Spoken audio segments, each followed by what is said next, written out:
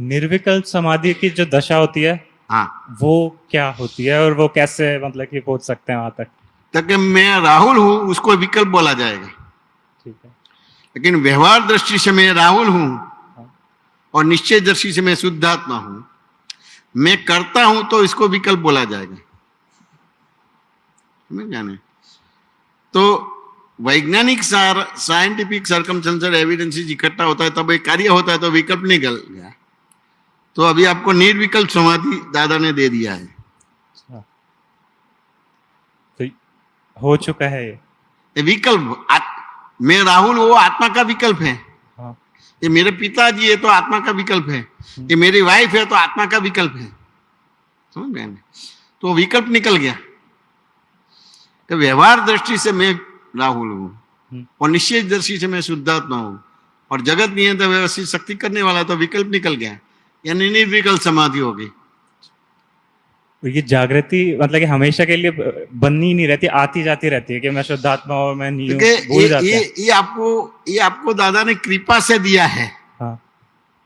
तो दरअसल आपकी जागृति हमेशा है ही, लेकिन कृपा से दिया है। उस हिसाब से सत्संग का संपर्क, सत्संग के संपर्क में रहने की आवश्यकता है। समझ में आया ना? और सत्संग के संपर्क में रहेंगे और अभी जो जिस तरह से आपने प्रश्नोत्तरी की, वो प्रश्नोत्तरी करेंगे तो फिर निरंतर रह जाएगी। अभी कृपा से है, अब कृपा से भी निरंतर है, लेकिन आपको समझ में नहीं आएगा, दिखेगा नहीं। अच्छा, लगता है कि भूल गए लेकिन भूलते नहीं, ऐसा? आपको लगता है कि भूल गए और संसार में उलझ गए, लेकिन हम उलझते नहीं हैं। ये आपको दादाजी ने कैसा आपको दिया है, देखो दही में बिलोना करते हैं। हाँ। और मक्खन अलग हो जाता है, फिर बार बार उसको अंदर डालो ना तो भी मिक्स नहीं होता है। हाँ। वो आपको दादाजी ने कैसा आपको मोक्ष दिया है, आदि व्याधि उपाधि में समाधि रहे, ऐसा मोक्ष दिया है। यानी तेल और पानी इकट्ठा होता है तो दोनों मिक्स हो जाता है, कि अलग का अलग ही रहता है, अलग ही रहेगा। यानी टंकोज की नवत ऐसा आप शुद्धात्मा है, कभी भी एक होने वाला नहीं है, मिक्सचर है, कंपाउंड नहीं है।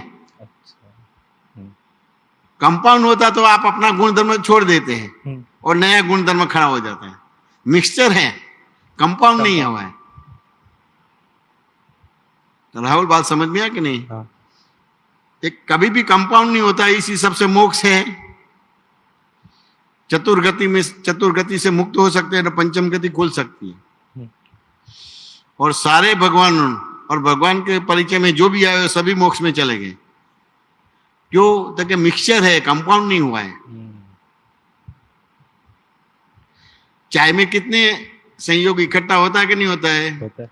लेकिन चाय बनती है, उसके बाद दूध दिखाई देता है, नहीं। पानी दिखाई देता है, नहीं। चीनी दिखाई देती है, मसाला दिखाई देते हैं। फिर भी जब पिएगे तो मालूम पड़ेगा कि दूध कितना डाला है, पानी कितना डाला है, चीनी कितनी डाली है, चाय की पत्ती कितनी डाली है, मसाला कितना डाला है, वो आपको सब मालूम पड़ेगा। यानी अपना स्वभाव छोड़ते नहीं है। तो इकट्ठा हो गया है, मिक्सचर हो गया है, लेकिन कंपाउंड नहीं होता है। अच्छा। ये समझ में आएगा तो वो विकल्प निकल गया, तो निर्विकल्प समाधि हो गई। समझ नहीं? इस सभानता के साथ आप जागृत हो गए, यानी कोई विधि विधान क्रियाकांड रहा नहीं, कल देखना और जानना है। अब विकल्प को भी समझना है कि नहीं समझना है? हाँ, तो सिनेमा देखने जाते हैं। हाँ। और उसमें 2 मिनट का आग का दृश्य आता है, तो खड़े होकर बाहर निकल जाते हैं। क्यों नहीं निकलते हैं? पता है वो सिनेमा अलग है, वो पर्दे में आग लगी है, हाल में नहीं लगी है। वो निर्विकल्प समाधि हो गई। तो जैसे पर्दे में वो आग लगी है वो समझ में आ गया, और हॉल में आग नहीं लगी है, तो आदि व्याधि उपाधि में समाधि हो गई, निर्विकल्प समाधि होगी। अभी आपको पता नहीं है तो दौड़ के बाहर निकल जाएगा, तो ये विकल्प वाली समाधि है।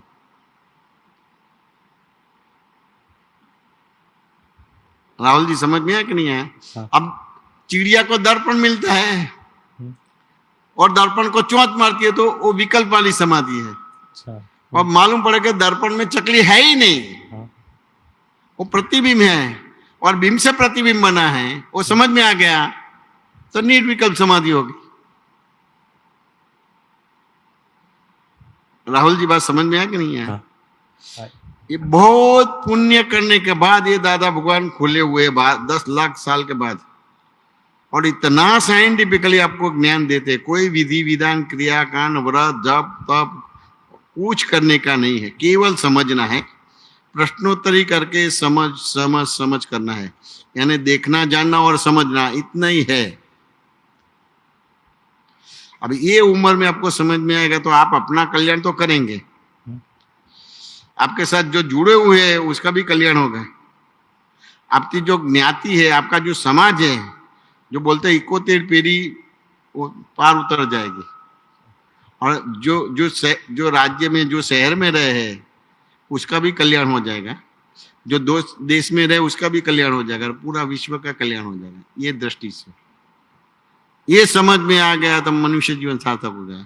लेकिन यहाँ को क्या कोई विधि विधान है? नहीं, क्रियाकांड है ना, कुछ नहीं, केवल समझना है, और समझने के बाद देखने जानने का आ जाएगा, और देखने जानने का आ जाएगा तो निर्विकल्प समाधि होगी, और देखना जाना बंद हो गया तो कर्ता भोक्ता बन जाएगा तो विकल्प वाली समाधि है।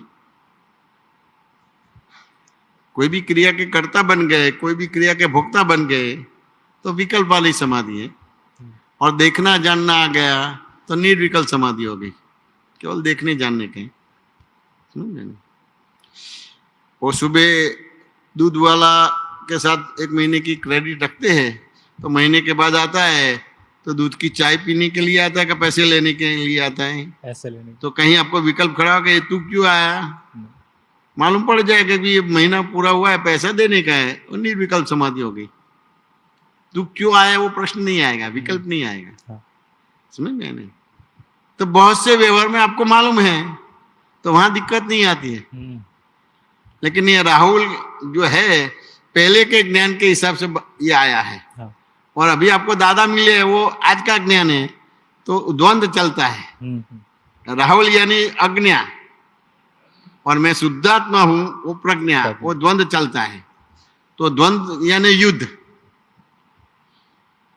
ये वर्ल्ड वॉर चलता ही रहता है। अब ये सत्संग के परिचय में रहेंगे और प्रश्नोत्तरी करेंगे तो आपकी समझ सही हो जाएगी, तो देखने जानने वाले बन जाएंगे, तो द्वंद्व नहीं होगा, लड़ाई झगड़ा नहीं होगा, युद्ध नहीं होगा, और 1 अवतार 2 अवतार मनुष्य जीवन सार्थक हो जाएगा। राहुल जी समझ में आया कि नहीं आया? और पूछो। सदगुरु ऐसे बताते हैं, मतलब कि सदगुरु है कि क्या बोलते हैं? सदगुरु सदगुरु उन्होंने एक चीज बताई है कि मोक्ष जाने के लिए 2 तरीके होते हैं, एक है प्रज्ञा का रास्ता, दूसरा समाधि का रास्ता। पहला रास्ता प्रज्ञा का, दूसरा समाधि का। प्रज्ञा का? हाँ, प्रज्ञा का। हाँ। तो उन्होंने ये बोला कि जो भी प्रज्ञा वाले रास्ते पे चलते हैं वो कई जन्मों की बात करते हैं, 2 जन्म, 5 जन्म या 15 जन्म बुद्ध के टाइम से। और जो समाधि वाले हैं उनको मतलब कि कोई मीटर नहीं रहता नापने के लिए, तो एक ही जन्म में अगर मोक्ष जाना है तो इनका संतुलन बनाना पड़ेगा, प्रज्ञा और समाधि दोनों का। अब राहुल जी आप मोक्ष को क्या समझते हैं? डिसॉल्वमेंट, मुक्ति, डिसॉल्व, सारे कर्म खत्म हो जाए। और मुक्ति, लेकिन किससे मुक्ति करना है आपको? कर्म से। कर्म से। अब कर्म से मुक्ति करना है, लेकिन समझना पड़ेगा कि नहीं कर्म हाँ, समझना पड़ेगा। किसको कर्म बोलते हैं आप? कर्म जो भी भाव मैंने किए हैं पिछले जागृति के अंदर, उन सबों का जो फल आ रहा है वो कर्म है पूरा का पूरा। तो क्या वो कर्म फल है? हाँ, वो कर्म फल है, वो कर्म नहीं है। हाँ, वो कर्म फल है, वो कर्म फल है। जो भाव करते हैं उदय में आते हैं उसको कर्म नहीं बोला जाता है, हाँ, उसको कर्म फल बोला जाता है। कर्म किसको बोलते हैं वो समझना पड़ेगा। तो कि मैं ही राहुल हूं, ये समझ को, ये दृष्टि को कर्म बोला जाता है, और मैं ही करने वाला हूं तो इसको कर्म बोला जाता है। करते हैं उसको कर्म नहीं बोला जाता है, वो कर्म फल होता है, उसको कर्म बोला जाता है।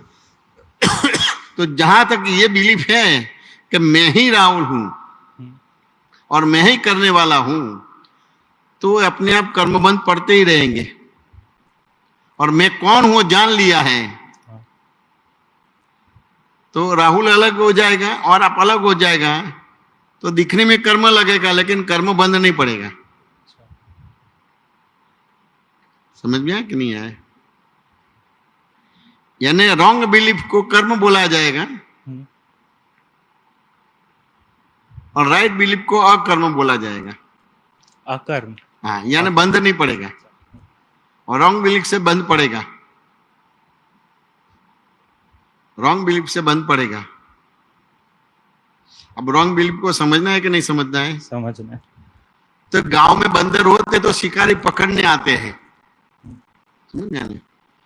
तो जो पेड़ में रहते हैं ना, वहां नीचे गड्ढा करते हैं,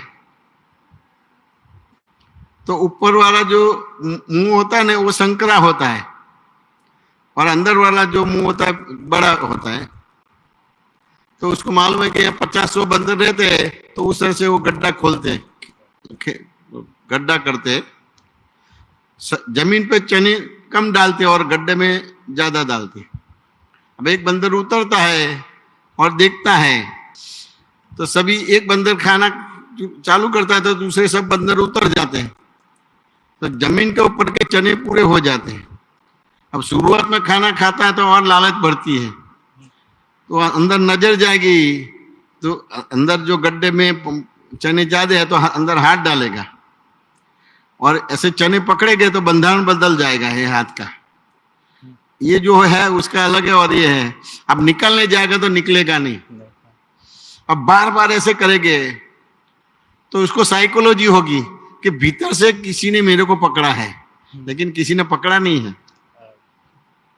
समझ में आने?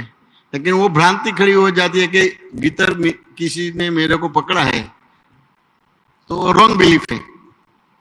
समझ में आने? फिर लगता है कि गड्ढे ने मेरे को पकड़ा है, तो वो भी रॉन्ग बिलीफ है। वो शिकारी आता है तो कि शिकारी ने मेरे को पकड़ा है, तो वो भी रॉन्ग बिलीफ है। किसने पकड़ा है? खुद के, क्या बोलते हैं? मतलब कि खुद के बिलीफ ने हाथ डाल के खुद का हाथ फंसा हुआ है, खुद की वजह से फंसा हुआ हाँ, है। लेकिन कौन सी खुद क्या समझ है तो उस हिसाब से फंस गए। रॉन्ग बिलीफ, रॉन्ग बिलीफ यानी क्या? वो शब्द रचना क्या बनती है? अज्ञान। देखिए, लालच बुरी बला है, लालच से बंधा हुआ है। लेकिन लालच कैसे बनी? और आप अपने आप को पहचानते नहीं है और जो पर है उसको आपका स्वरूप मानता है कि मैं ही राहुल हूं, यानी वो अज्ञानता से लालच बनती है, फिर लालच से फंसते हैं। तो मैं ही राहुल, वो अज्ञानता हुआ और उससे फिर लालच बनती है, तो उससे बंधे हुए शिकारी ने नहीं पकड़ा, चने ने नहीं पकड़ा, गड्ढे ने नहीं पकड़ा है। समझ में आने? लेकिन आपको दिखने में क्या लगेगा कि शिकारी ने मेरे को पकड़ लिया है, गड्ढे ने मेरे को पकड़ लिया, चने ने मेरे को पकड़ लिया। नहीं, ऐसा नहीं, लालच से ये पकड़े हैं। और लालच कैसे बनी है? तो आप अपने आप को पहचानते नहीं, पर को आपका स्वरूप मानते हैं, तो अज्ञानता से बंधे हुए हैं। अब ये समझ में आ गया ना कि ये अज्ञानता से बंधे हुए है, तो अभी क्या करने का है? अपने आप को जान लेने का। और अपने आप को जान लिया फिर भी राहुल रहेगा, तो व्यवहार दृष्टि से राहुल है और निश्चय दृष्टि से शुद्ध आत्मा, जगत नियंता व्यवस्थित शक्ति करने वाला है। ये समझ में आ गया कि नहीं है? यानी मोह का क्षय हो गया, यानी सभी प्रकार के बंधन से मुक्त हो गए, यानी मोक्ष हो गया। समझ में आने? रूट कोष पकड़ा, अज्ञानता वो रूट कोष है, उसको मोह बोला जाता है। एज इट इज दिखता नहीं है, एज इट इज समझ में नहीं आता है, तो मोह बोला जाता है। वो मोह का क्षय हो गया, यानी मोक्ष हो गए। अभी आपको दृष्टि मिल गई तो आप दिखने में बंधे हुए हैं, वाणी आपके हाथ में नहीं है, व्यवहार आपके हाथ में नहीं है, विचार आपके हाथ में नहीं है। कोई इच्छा होती तो भी अपने हिसाब से होता नहीं है, तो दिखने में बंधन है, फिर भी मुक्त हो गए। क्यों? तो बाय रिलेटिव ऊपर से मैं राहुल, बाय रियल से शुद्धात्मा हूं, जगत नियंता व्यवस्थित शक्ति करने वाला है। अभी पूर्व के कर्म है वो भुगतना बाकी है, लेकिन ये समझ जो थी बहिर्मुख थी वो अंतर्मुख हो गई, तो पूर्व के कर्म भी आपको डिस्टर्ब नहीं करेगा। उसमें जो मैं था वो निकल के अपनी जगह पे आ गया, तो वो जो कर्म है ना वो नो कर्म हो गया। चेतन जैसा लगता है लेकिन चेतन नहीं है। समझ में आना? कोई आपके साथ धोखाधड़ी करता है, विश्वासघात करता है तो चेतन जैसा लगता है। अगर कोई आदमी आपके साथ धोखा करेगा, विश्वासघात करेगा, लेकिन वो निश्चेतन चेतन हो गया। जैसे लट्टू होता है ना, और डोरी लगाते हैं और फिर छोड़ते हैं तो उसमें फिर डोरी नहीं है, तो 5-25 सेकंड के बाद बंद हो जाएगा। तो दिखने में लगता है कि चेतन है, लेकिन निश्चेतन चेतन हो गया। तो ये समझ आ गई, इन्हें 100% रॉन्ग बिलीफ चली गई, तो बंधे हुए फिर भी मुक्त है। बात समझ में आया कि नहीं है? तो ये समाधि यानी क्या है? आपके भीतर संकल्प विकल्प चला गया, मैं और मेरा है वो चला गया, और क्या आया आपको? तो कि व्यवहार दृष्टि से मैं राहुल हूं और निश्चित दृष्टि से मैं शुद्धात्मा। फिर कौन करने वाला है? तो कि मैं भी करने वाला नहीं हूं, आप भी करने वाले नहीं है, वे भी करने वाले नहीं। तो कि कौन? कि वैज्ञानिक संयोगिक संयोगिक पुरावा इकट्ठा होता है, तब एक कार्य बनता है। तो ये कर्ता भाव भी निकल गया। अब जो कर्ता भाव है, निमित्त नैमित्तिक कर्ता भाव है, स्वतंत्र कर्ता भाव नहीं है। तो निमित्त नैमित्तिक कर्ता भाव हो गया, तो आप अपने आप में आ गए। तो दिखने में बंधे हुए हैं, आपके इच्छा से होता नहीं, आपकी इच्छा से नहीं होता है, फिर भी आप 100% मुक्त हो गए। ये सभी संयोग का देखने वाले, जानने वाले बन गए। यानी आदि व्याधि उपाधि में समाधि होगी। समझ में? राहुल जी समझ में आया कि नहीं आया? हाँ, समझ गया। और पूछो।